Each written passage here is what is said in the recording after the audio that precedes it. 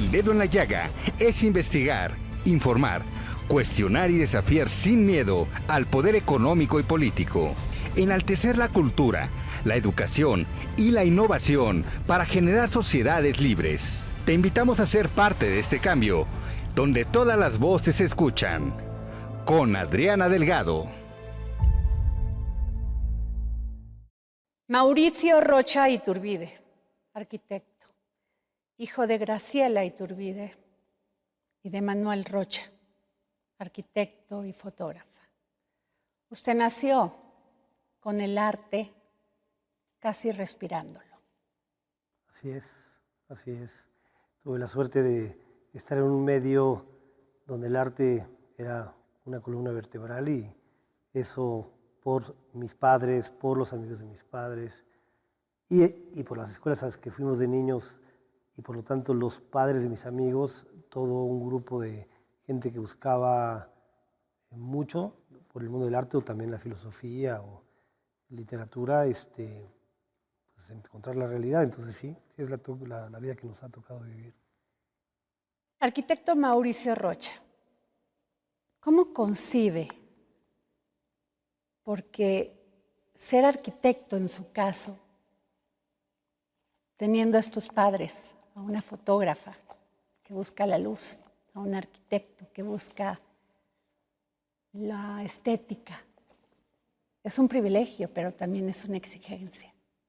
¿Cómo concibe usted? ¿Cómo crece? Es que muchas veces incluso hay gente que dice, bueno, pues lo tuviste fácil con quien te tocó vivir, con tus padres, pero también a veces eso que pareciera fácil también es una complicación, porque cuando los padres logran una carrera exitosa, fuerte, contundente, por desgracia hay veces que los hijos se vuelven los hijos de. Y bueno, yo creo profundamente en el oficio de pensar y de ver la vida desde un lugar y una mirada que tiene que ver con el arte. Y lo que toca es cómo desarrollar la propia visión, la propia forma para entender las cosas. Y créeme que no fue fácil para mí decidirme por la arquitectura, porque por otro lado me gustaba el cine, me gustaba la foto, me gusta el arte contemporáneo. Entonces yo no sabía ni por dónde irme y esa decisión me costó mucho trabajo y además una investigación muy profunda por todos lados. Estuve haciendo mucho intervenciones de arte contemporáneo con amigos míos, porque como que mi grupo social, más que arquitectos, son artistas en general, y también haciendo foto. Estuve a punto de terminar arquitectura e irme a hacer cine, y al final la arquitectura me atrapó, pero quiero decir quizás como una herramienta que permite a partir de ella pues una búsqueda personal que tiene que ver, sí, como bien dices, con la luz, con la atmósfera, con el tiempo, con la experiencia atmosférica que me he dado cuenta, me sorprende y me interesa. Porque yo decía, bueno, ¿por qué me gusta tanto el cine de Andrei Tarkovsky, que era un cineasta que yo al día de hoy admiro mucho? Y al tiempo me di cuenta que precisamente en cine como el de Andrei Tarkovsky o de Kurosawa, el tiempo, la atmósfera, los planos, son muy parecidos a lo que sucede en la arquitectura. Y son dos, el cine y la arquitectura son dos áreas del arte que en el 95%, por desgracia, son comerciales, no son artísticas, pero cuando ese otro 5% construye poesía y construye arte, entonces aparecen los grandes autores que yo admiro al día de hoy. Usted tuvo oportunidad de convivir con muchos arquitectos muy famosos que generaron esa arquitectura del cambio tradicional a lo posmoderno. Cuénteme de quién influyó, además de su padre, que fue un gran arquitecto. Sí, mi padre obviamente, él tenía esas preocupaciones o intereses por la arquitectura, por la idea de entender el lugar, de entender la cultura de un sitio. Entonces, por supuesto que cuando él pasó por muchas etapas, pero pasando por esa etapa, cuando hizo la Cineteca Nacional actual, la del Cubo, o el IMER, que antes era los estudios de grabación, o el Centro de Convenciones de Michoacán, siempre la idea del patio, la idea de el reconocimiento de cómo se construía antes, fueron muy importantes para él. Y después le tocó un poco también la filosofía de la posmodernidad y de cómo de una u otra manera se estaban manejando las cosas en arquitectura. En paralelo a eso, pues sí, claro, en la universidad me encontré con grandes arquitectos que también me hicieron entender esa parte de la posmodernidad en el buen sentido de la palabra, porque desgraciadamente la posmodernidad, que es el tratamiento del tiempo, de la memoria, muchas veces en aquellas épocas, manejado por los americanos, se llegó a sistemas de poder y de iconografías. Pero cuando en la universidad, mucho con el arquitecto Humberto Ricalde o con José Luis Benlliure, o Víctor Jiménez, era una reflexión más profunda de más pensar en la memoria, más en la abstracción, más en la responsabilidad ética y política con los lugares en los que trabajas y su cultura. Entonces, me parece que esas experiencias o esos maestros que tuve, más mi padre y sus amigos, fueron fundamentales para desarrollar mi pensamiento al respecto. Muchos hablan de que usted imprime un sello muy particular a la arquitectura vernácula. ¿Me puede platicar más de esto? Bueno, yo creo que algo que me gustaba mucho entre lo que estudiaba de arquitectura o del arte contemporáneo, que refiere a las intervenciones y a la lectura de las preexistencias, eso significa, tanto en el mundo del arte como en la arquitectura, la gran oportunidad de observación, de una profunda reflexión sobre lo que tienes en cada terreno, en cada lugar. También mi acercamiento a la antropología en algún momento, por mi madre y por los fotógrafos. Entonces, el poder observar, detenerse a observar y entender qué sucede en un lugar y cómo ha funcionado un sitio. Por lo tanto, la arquitectura vernácula es la conclusión, la metáfora de cómo se vive un sitio por una sociedad específica, por una comunidad específica. Reconocer, entender a la comunidad, entender la cultura como un elemento a reinterpretar, porque eso sí, la arquitectura contemporánea lo que requiere es no una literalización, sino una oportunidad de reinterpretar, de construir lo que uno ve y convertirlo en algo más abstracto. Pues eso lo decía Barragán, Luis Barragán lo decía mucho, no vean lo que yo hice, vean lo que yo vi para inspirarme, que tiene que ver con esa gran, pues esta cosa que tenemos, el privilegio en México de la gran arquitectura que hay atrás de nosotros, tanto la precolombina, prehispánica, como la colonial, de la cual hay que aprender mucho, pero sobre todo, insisto, la cultura atrás de esa arquitectura. ¿Qué significó para Mauricio Rocha, arquitecto, estudiar en la UNAM?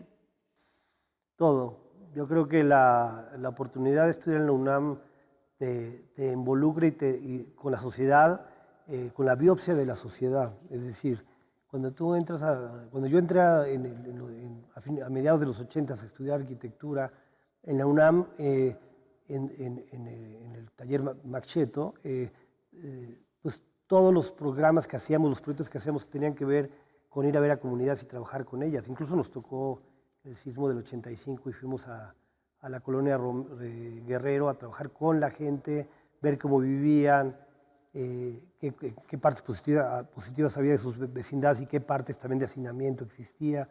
Y trabajar en esas circunstancias, tanto lo del terremoto, pero también con comunidades en diferentes lugares que nos tocó en la República y mucho afuera de la Ciudad de México, te ayuda a entender que la arquitectura es la gran oportunidad de la construcción de la dignidad espacial, que con poco dinero se puede lograr, pero con mucha inteligencia y sensibilidad se puede lograr esta espacialidad y esta oportunidad que debe tener la obra pública para todas las gentes de nuestro país. Y eso sí me lo dio la UNAM y con todos los maestros y alumnos compañeros con los que platiqué y conviví.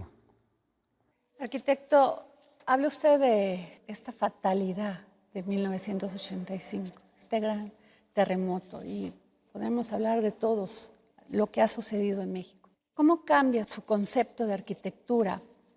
Porque en muchos países se ha hablado que los países que sufrimos, o las ciudades que sufrimos, temblores, como los que se sufren aquí en México y estas desgracias, se tienen que olvidar de sus centros Yo pienso que el terremoto de la Ciudad de México... o de estas zonas, ¿no? Que son sísmicas. Sí, lo que nos pasó, por un lado, con el sismo es entender, bueno, uno, estar preparados para siempre tratar con todas las tragedias que se tienen, pues con las condiciones naturales, que son huracanes, terremotos, etcétera, ¿no?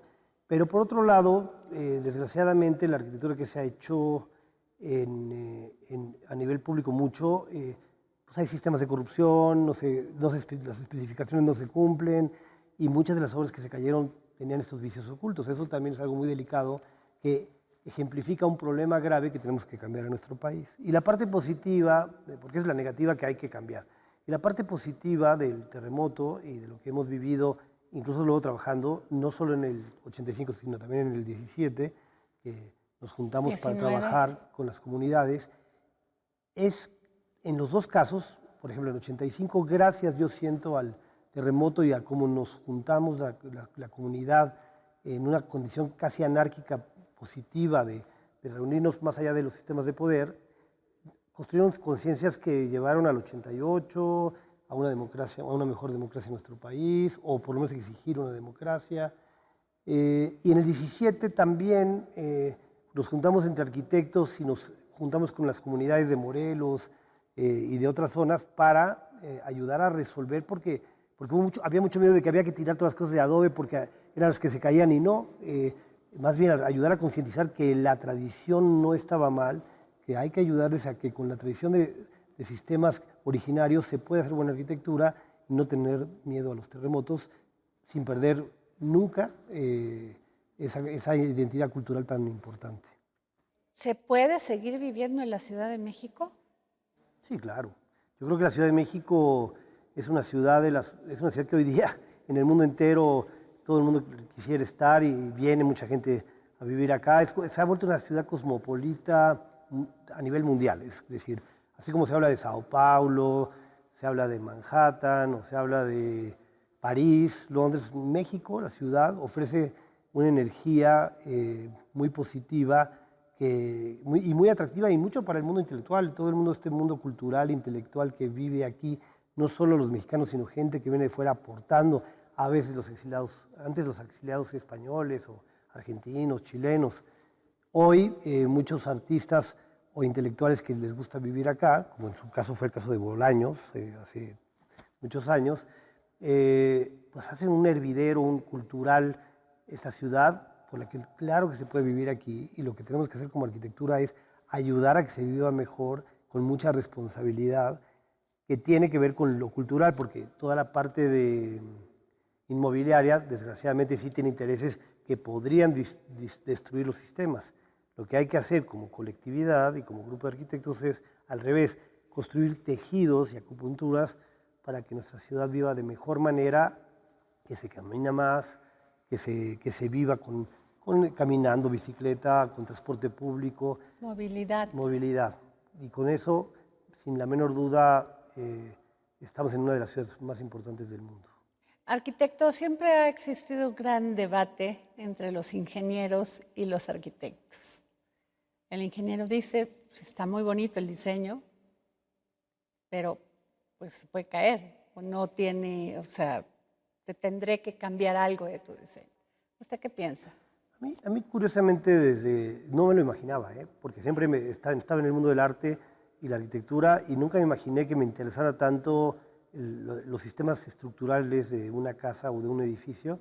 Cada vez me interesan más. De hecho, junto con el ingeniero con el que siempre trabajo, hemos encontrado sistemas para hacer más volátil, más ligera la materialidad de un edificio o una casa. Es decir, como materiales tradicionales como la piedra, como el ladrillo, como el adobe, como la propia tierra, la puedes volver a un nivel contemporáneo y darle una gravedad, una levedad que ayude a que por el manejo de luz y aperturas dé una nueva propuesta que a nivel sensorial te ofrezca el edificio. Entonces, una buena relación del arquitecto con el ingeniero, cuando hay una filosofía enfrente por la cual caminar, ese es el ganar-ganar que que se tiene que aprender y trabajar en colectivo. ¿El interiorismo?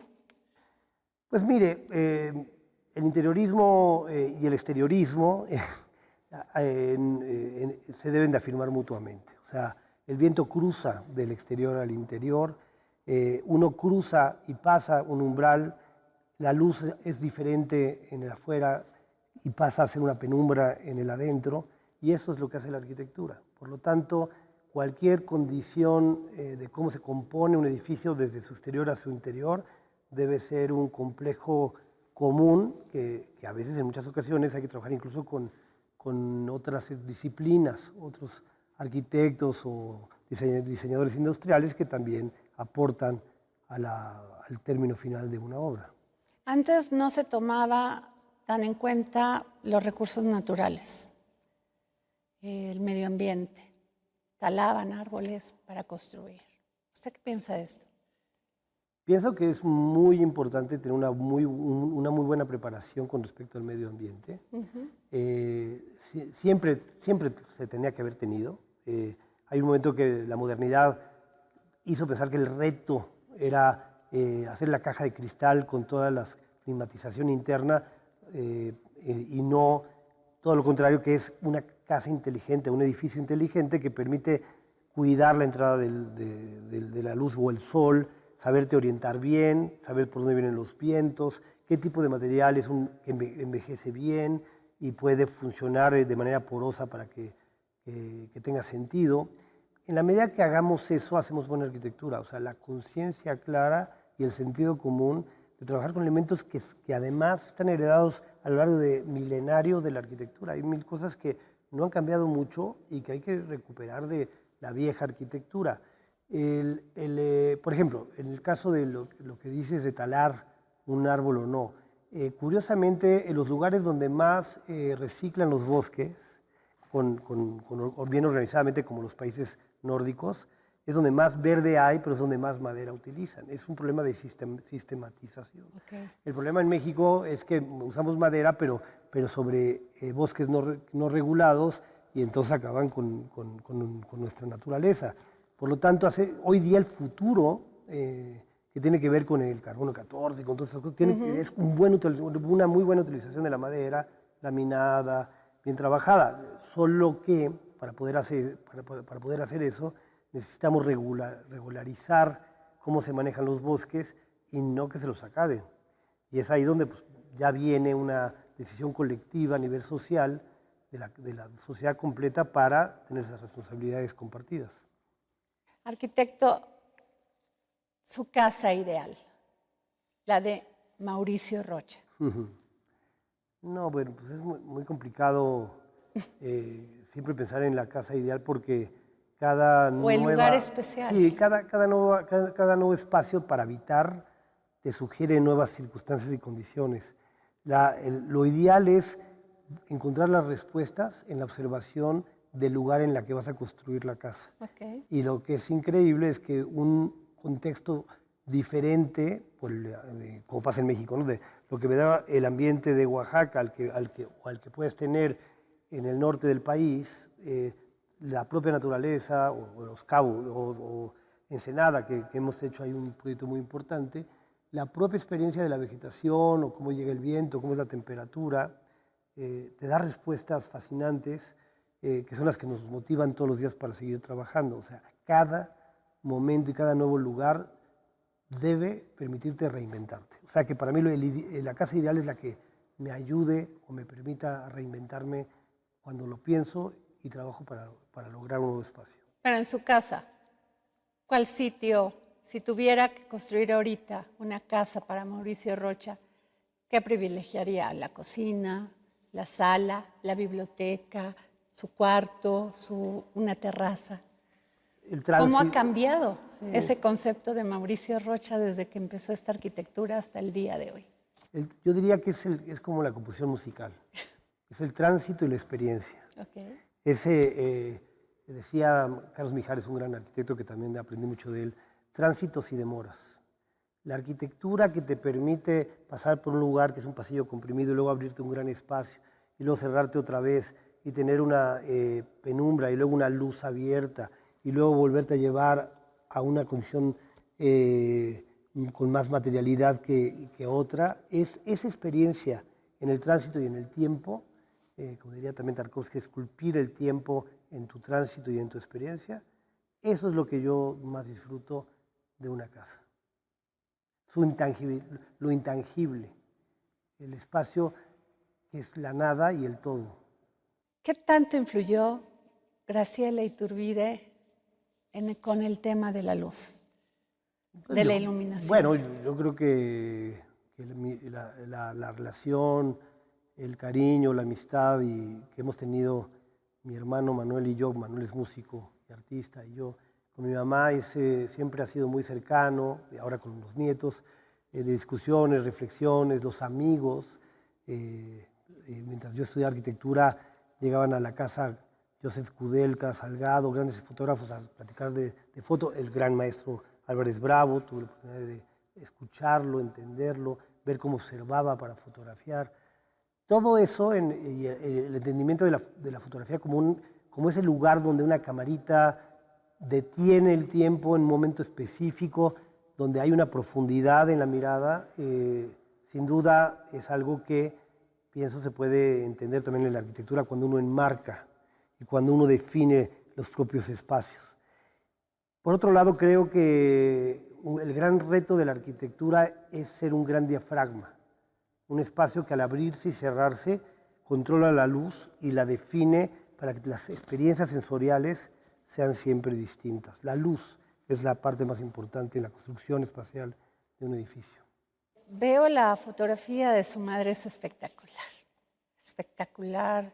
Entiende muy bien a México, entiende sus espacios, entiende sus luchas, entiende sus emociones, entiende la terrible marginación, discriminación de este país. Cuando veo su obra, el ladrillo, la utilización del ladrillo, ¿en qué piensa? Sí, bueno, por un lado, sin duda ha sido muy importante para mí desde niño ver las fotos de mi madre, la profundidad y fuerza de las culturas mexicanas, ¿no? Desde Juchitán, Los Eris, mil lugares que ella fue y visitó, porque en ellos encuentra su cultura y su dignidad, ¿no? Y dentro de esa dignidad está el cómo construyen sus espacios y cómo las manos artesanales logran definir algo que se ha perdido en el mundo, que es que muros de ladrillo, muros de piedra vuelvan a aparecer. Hoy día para mí ha sido ya en mi agenda, en mi arquitectura, lograr que estos materiales y esos artesanos, poder trabajar con ellos, porque eso logra que el propio material que utilizamos lleve en sí la memoria de cómo se ha ocupado y utilizado y cómo se ha, de hecho, construido con las manos de los artesanos. Si eso además lo deconstruimos y lo llevamos a algo más contemporáneo, nos da una nueva oportunidad de visión y de interpretación o de reflexión. Por lo tanto, no cabe la menor duda que utilizar los medios de construcción artesanales antiguos, pero reinterpretarlos y en complicidad con los artesanos, me parece que de alguna manera llena de energía y de vitalidad y de contenidos los nuevos edificios y que conectan con más facilidad con un histórico de edificios donde va a estar depositado. En su arquitectura veo espacios con agua. El agua para usted es vital. El viento, el agua, la vegetación. ¿Ha pensado en algún espacio cuando hace su diseño y dice aquí va esta escultura o va algo significativo? ¿Cómo piensa esto? El otro día platicaba que fue una gran experiencia cuando hice yo la Escuela de Artes en Oaxaca, que me invitó Francisco Toledo, el gran Francisco Toledo. Platicamos de si la arquitectura debía mantener esta relación con artistas para que ellos pusieran sus esculturas en los lugares. Y la conclusión a la que llegamos los dos era que más allá de si tendría uno que ir a una escultura, es el diálogo entre el arquitecto y el artista, la que juntos construyen ideas que construyen una nueva espacialidad. Por lo tanto, al final, La escultura puede ser algo que está labrado en la propia tierra o que está definido junto con la arquitectura como una espacialidad. Quizás pensando en eso, ya no tanto en la idea de la pieza única que pones al centro de un espacio, sino más bien las ideas conjuntas para lograr respirar y transmitir una idea con respecto al arte en todas sus condiciones a la hora de vivir el espacio. Arquitecto Mauricio Rocha, ¿cómo ve la arquitectura mexicana actualmente? Yo pienso que muy bien. Yo pienso que si la arquitectura mexicana, de hecho, siempre ha sido muy importante, más de lo que imaginamos, hacia afuera, en el extranjero, siempre ha sido muy presente, ¿no? Obviamente no podemos dejar de pensar en Luis Barragán, pero así como Barragán, Ramírez Vázquez, Pani, y otros tantos arquitectos lograron momentos fundamentales en nuestro país en la modernidad. Quizás hubo un momento que se perdió mucho la obra pública, hoy se ha vuelto a generar la oportunidad de hacer obra pública y hoy día, es un poco empezando por mi generación, pero sobre todo con las generaciones más jóvenes, han tenido mucha fuerza para trabajar obra pública y esos resultados han sido importantes incluso a nivel internacional. Hoy día se dice que la arquitectura mexicana es como lleva la mano en la arquitectura latinoamericana por su fuerza y por sus resultados. Y eso es generaciones jóvenes las que están labrando ese camino. Si usted tuviera que analizar esta ciudad y le pusieran la ciudad en las manos, hace un momento me comentó este concepto de los barrios, la movilidad y todo esto. Sí. ¿Qué cambiaría? Mira, es una buena pregunta. Yo pienso que la modernidad, decía Le Corbusier mucho, pero también Pani, hay que tirar y volver a poner una nueva idea de ciudad. Yo en lo particular pienso lo contrario. Pienso que el arquitecto debe construir acupunturas que permiten poner en puntos específicos los edificios para que fluya la energía en los espacios que no toca el arquitecto, asumiendo que en la historia las ciudades se construyen por la propia gente, no por los arquitectos. La autoconstrucción, a veces hoy estamos enamorados de lo que pasaba en las islas de Grecia, pero eso mismo que pasaba es lo que pasa hoy día en todos los barrios de México. La gente construye sus casas y es un juego cultural que hay que entender. Lo que tenemos que hacer los arquitectos es esa capacidad de acupuntura. Por ejemplo, una experiencia para mí muy bella es cuando fui a Medellín, Colombia, un lugar que era de balas y de guerra, en 2010, porque había un muy buen alcalde, Fajardo, invita a arquitectos para hacer en puntos específicos arquitectura. Más allá de lo bueno o no de esas arquitecturas, la relación entre un cablebús y la biblioteca permitió que en el camino la gente caminara más en la calle y entonces los que habitaban sus casas empiezan a hacer de sus plantas bajas cafeterías, restaurantes, etc. Y un lugar que era de balas, que era peligroso, se convierte en un lugar social, en una comunidad completa. Ese imaginario, esa utopía que se puede convertir en realidad, nos permite entender que casi como en un juego de ajedrez, los arquitectos tengamos la capacidad de tocar esos puntos y permitir que esa energía suceda para que entonces el gran interactor de la construcción de la ciudad es el propio ciudadano. Esta es una ciudad con ríos que fueron entubados. Es una ciudad que tiene un gran movimiento de gente todos los días. Hay escasez de transporte, no es suficiente. Aparte de todo, tiembla, es sísmica. ¿Cómo construiría usted estos barrios? Bueno, número uno, el sueño de todos debería ser recuperar el agua en la ciudad, los ríos. ¿Cómo se puede recuperar aquí en la Ciudad de México? Bueno, es una pregunta complicada, pero factible.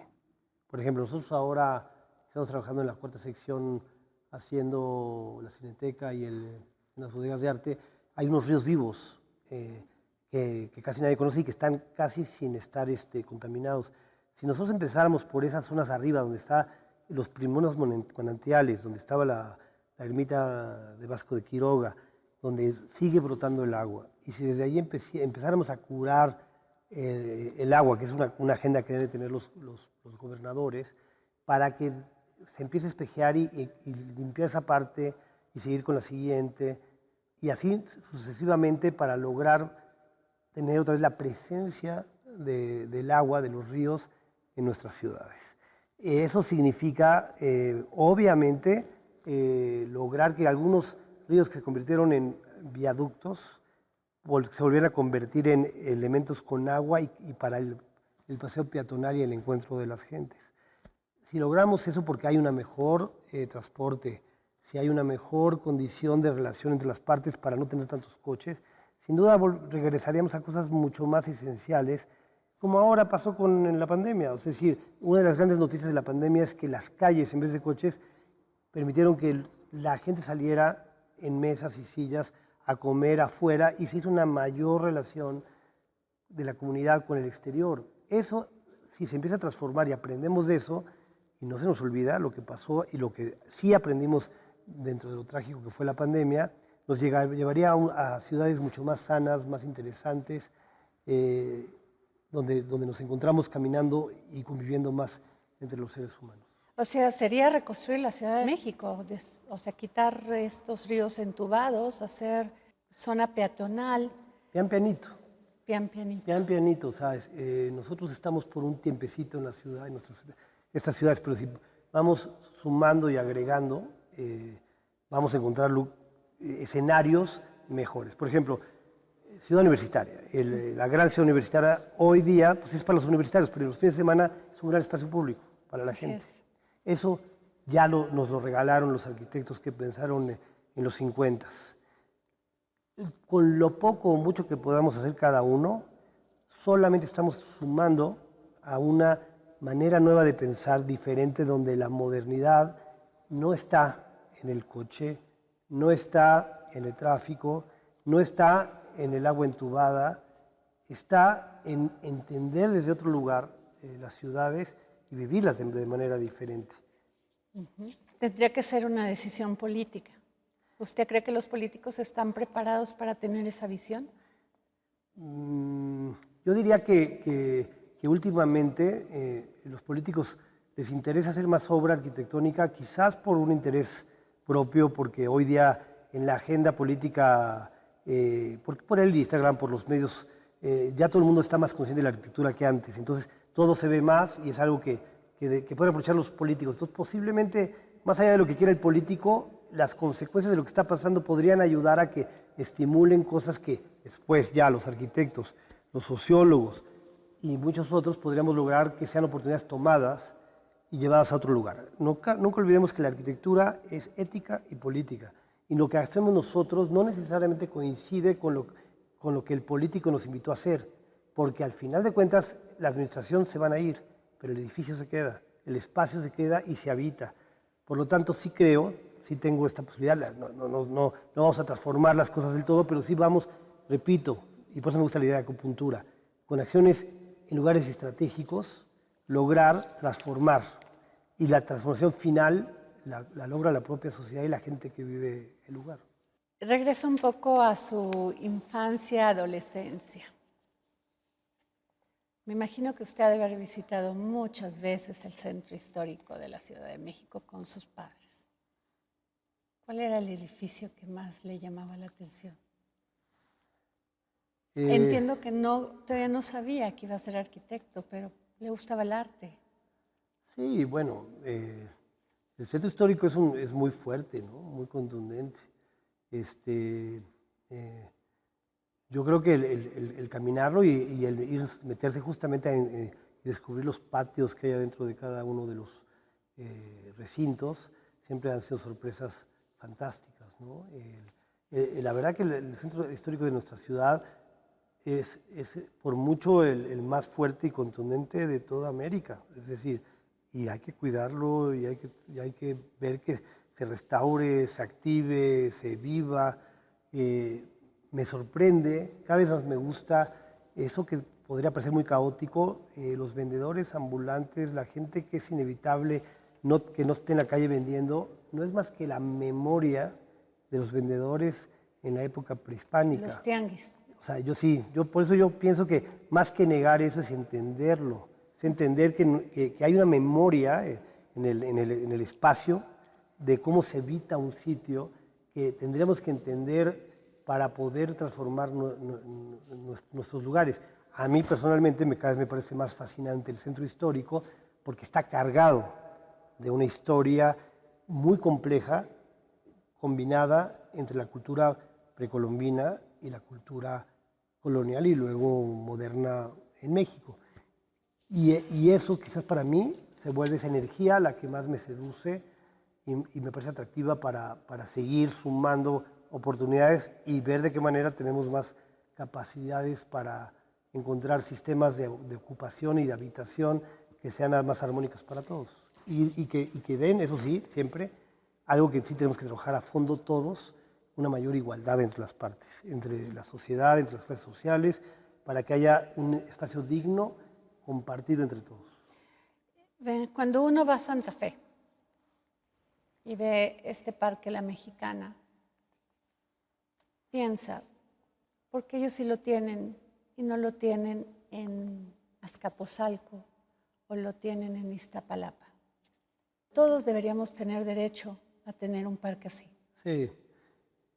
A pesar de que fue una buena motivación que en Santa Fe por lo menos haya La Mexicana con todos estos edificios que han hecho, sí hay que, por supuesto, trabajar mucho en el espacio público en nuestra ciudad, en nuestro país. Y justamente por eso yo estoy motivado y con mucho gusto trabajando en el tema de Chapultepec, porque la cuarta sección que nadie conocía, que era de militares, hoy día va a ser esa mexicana para todos, la gente que vive alrededor. Es muy grave, así como me gusta hablar de la autoconstrucción, como un elemento, un fenómeno cultural importante, la realidad es que todos estos grupos que están a los lados de Vasco de Quiroga, que son muchos barrios, desde el pueblo de Santa Fe hasta abajo, no tienen espacio público. La UNESCO dice que tendrías que tener por lo menos 7 metros cuadrados por habitante, y no los hay. Entonces, por ejemplo, en el caso de la cuarta sección, que repito, que era de militares y que hoy se le va a abrir a la gente, va a permitir que la gente tenga un espacio público. Y repito, más allá de quién es el gobernador o la gente que motiva esto, nosotros como arquitectos, yo lo comento con amigos, con familiares, nosotros como arquitectos, más allá de quién es el político que nos encarga algo, hacemos una obra que debe trascender ese momento político porque las administraciones se van, las obras se quedan y lo que sí me queda claro es que nosotros, si logramos aprovechar las oportunidades para que haya más espacio público para toda la gente y espacios muy abiertos a las comunidades que no los tienen, tenemos que trabajar mucho en ese sentido. Y la intervención del espacio público con arte también es muy importante. Sí, por supuesto que siempre la intervención del espacio público y el arte son fundamentales. Repito, hay que romper más la convencionalidad de qué significa eso. No es la gran escultura, sino pueden ser los performances, las manifestaciones, los cantos, la gente bailando. O sea, la vida que da el arte que impregne y cautive lo que sucede en cada uno de estos espacios públicos. Arquitecto, usted ha sido muy premiado en todo el mundo. ¿Cómo se puede mantener la humildad y los pies en la tierra? Pues, mira, tengo que decirlo, mi madre ha sido muy premiada. Tiene de hecho el premio, que es el premio Nobel de Fotografía, que es el premio Hasselblad. Y ella no ha cambiado en nada. Sigue siendo la misma, sigue trabajando y nunca ha sido presuntuosa con su trabajo. Solamente se reinventa día a día para seguir haciendo su trabajo. Sí tengo que decir que eso es una linda experiencia de su parte hacia mí. Y gente cercana a ella como Francisco Toledo, es un ejemplo también muy claro. Francisco Toledo, gran artista, siempre hasta el último día hizo todo para cambiar Oaxaca y que la gente tuviera libros en el Yago, la gente fuera a ver cultura y transformó, junto con obviamente otras personas y otra sociedad civil, a que la gente tenga más alternativas con el arte y no a construir su propio ego. Entonces, sí he estado cerca de gente de ese nivel, que lo único que me obligan es a mantenerme en esa condición. Ahora, cuando usted construye un cliente, le pide, pues confía en usted para que le diseñe su casa. Es difícil a veces para un arquitecto cuando hace un diseño y el cliente lo diseña, hace su diseño de interiores y cambia el concepto del arquitecto. ¿Le ha pasado a usted? Mira, la modernidad en la arquitectura llevaba siempre a que si no diseñaba todo el arquitecto, la pieza no estaba bien terminada. Okay. Había un artista coreano, ahorita me acuerdo su nombre, de Fluxus, que tenía una pieza muy bella, que era un pizarrón con imanes y con unos volúmenes que el espectador podía mover. Esa era la pieza. Yo pienso que la arquitectura, desde un punto de vista mucho más contemporáneo que moderno, debe ser una arquitectura que permite la vida, que respire y que permite a la gente resolver su espacialidad a su manera. El diálogo anterior con el cliente de cómo se construye la casa y cómo logramos en conjunto la mejor casa, esa es la mejor relación que puedes tener con el cliente. El cómo él luego hace que ese recipiente de esa arquitectura que se le abre cobre todo el sentido, debería ser una arquitectura inteligente que permita que la vida misma suceda de manera abierta y sin querer controlar las cosas. Ahora, la arquitectura y la naturaleza es diferente en el norte del país que en el sur del país. Acá hay vegetación, agua, las plantas crecen y en el norte pues está lo árido, los cactus, todo. ¿Cómo diseña una casa en el sur del país y otra en el norte? Yo diría, Sí, tiene su propio estilo. Claro, pues yo pienso que tiene que ver con cómo construyes la sombra, cómo construyes el espacio para que pase el viento, cómo te cuidas de la lluvia cuando llueve mucho, o cómo te abres porque no llueve, como pasa en el caso de Ensenada. Otra vez, analizar y entender la naturaleza y sus valores en dónde está puesto es fundamental. Es fundamental. ¿Por qué en Paquimé, en el norte, usan estos muros de tierra tan térmicos y tan reconfortantes cuando estás en el interior? ¿Y por qué puedes hacer una casita de madera muy ligera donde hace mucho calor? Es decir, todos los materiales valen la pena, todos los sistemas constructivos son importantes, pero el cómo y dónde lo pones tiene que ver mucho en el entendimiento, no solo de lo que tú ves del clima, sino también de cómo culturalmente la gente ya lo había hecho y lo había entendido. Y luego encontrar los parecidos, porque yo ahorita tengo la fortuna de que voy a hacer algo por ahí del Medio Oriente, pero es en la latitud del norte de México y hay respuestas muy similares de celosías de lo que hacían nuestros antepasados que lo que hacían los beduinos.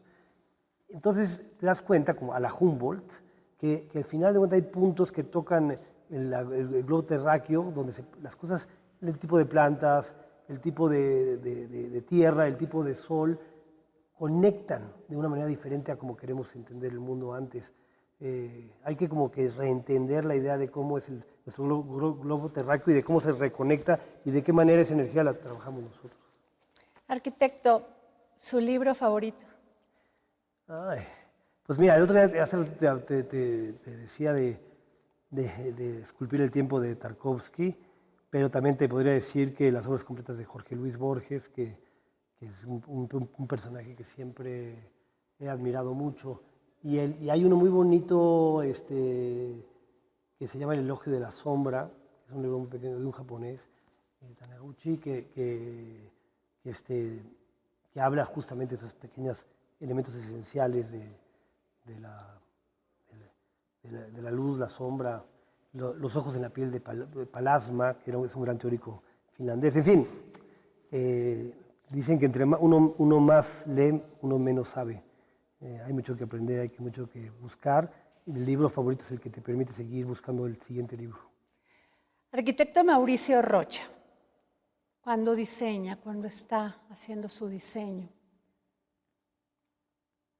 ¿cómo tiene que estar ese espacio? ¿En soledad? ¿Cómo es Mauricio Rocha haciendo un diseño de arquitectura? Yo trabajo mucho con un equipo de colaboradores, por eso me gustó mucho hacer maquetas, volúmenes, y irlos transformando entre todos, platicándolo, dialogándolo. Mis libros están en mi oficina, tengo una muy buena biblioteca de arquitectos de todo el mundo y también de épocas históricas, culturales, y no solamente de arquitectura, sino también de arte. Me gusta mucho el Anda Art, Robert Smithson, Michael Heiser, o sea, todo ese mundo cultural que te permite pensar en la espacialidad. Lo vivimos mucho en colectivo, de una manera horizontal, y lo trabajamos en esas dinámicas. Y al mismo tiempo, como bien dices, hay momentos que llego y no quiero ver a nadie, y solamente me dedico a acomodar mi librero, perder el tiempo para ganar el tiempo. Okay. La oportunidad de no ni siquiera pensar en nada, porque todo está sucediendo adentro, y después que ya estoy preparado, les digo y regresamos a la dinámica otra vez de maquetas, volver y poner. Es una condición de soledad y de colectividad bien combinada, ¿no? Y le preguntaría ahí, ¿la tecnología cambió en algo eso? Sobre todo ahorita que me habla de maquetas, de que todavía le gusta armar maquetas. Mira, yo soy zurdo, disléxico, o sea, empiezo con el cerebro de derecho, ¿no? Entonces, y salí de la escuela cuando empezaban las computadoras, o sea que yo de computadoras no sé casi nada. La gente de mi oficina tiene las mejores computadoras, los mejores programas, pero yo en lo particular necesito dibujar y necesito manipular las maquetas para ir construyendo el espacio. Me gusta mucho ir a la obra y también tomar decisiones ahí con los modelos de, a ver, hagan un mock-up de un muro, vamos a ver cómo lo resolvemos. Esa relación tan directa con la materia y con el lugar, desde la escala de una maqueta hasta la obra misma. Sin embargo, siempre sí necesito que la tecnología que las nuevas generaciones tienen y saber manejar son un instrumento fundamental en la oficina, que además no puede vivir sin él, porque son los medios actuales que nos ayudan a transmitirle al cliente qué es lo que estamos imaginando y pensando.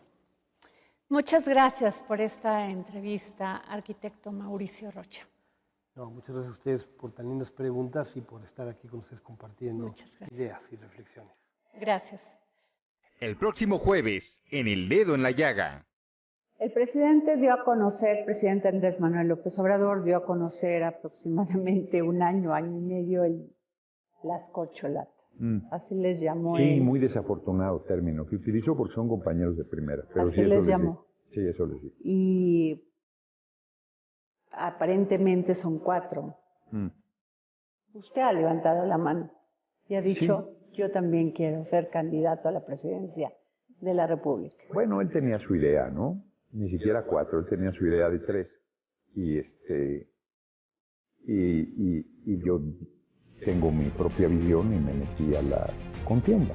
Y tengo un espacio por mérito propio, no me lo ha regalado nadie. Es más, todo el tiempo están queriendo sacarme, no, que ya no está.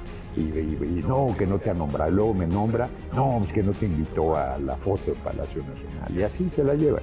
Pero abajo va muy bien con la gente, el pueblo va a decidir.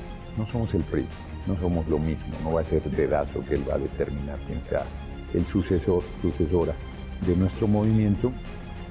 Y yo confío en que él mismo va a ser garante del respeto a la decisión de la gente.